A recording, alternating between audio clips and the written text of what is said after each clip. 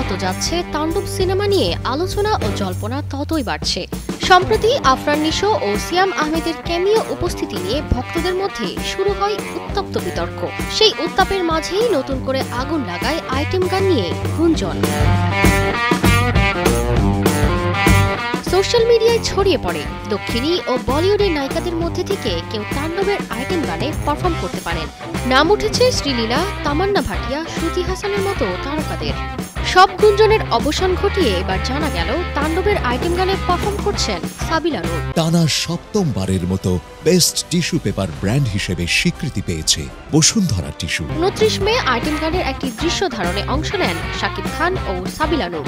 এটাই প্রথমবার সাবিলা ও শাকিব একসঙ্গে পর্দায় আসছেন, আর প্রথমবারেই সাবিলা থাকছেন আলোচিত আইটেম গানে। তাণ্ডব এখন ঈদে মুক্তি পাওয়া সিনেমাগুলোর মধ্যে অন্যতম আলোচিত সিনেমা। চমকপ্রদ কাস্ট, ক্যামিও বিতর্ক, আইটেম গানের নতুন চেহারা, সব মিলিয়ে দর্শকদের কৌতূহল এখন তুঙ্গে। সব মিলিয়ে শাকিব ভক্তদের জন্য ঈদটা বোধহয় এবার আরো খানিকটা তাণ্ডবময় হতে চলেছে। তারকিবা ফারুবি, কালের কণ্ঠ।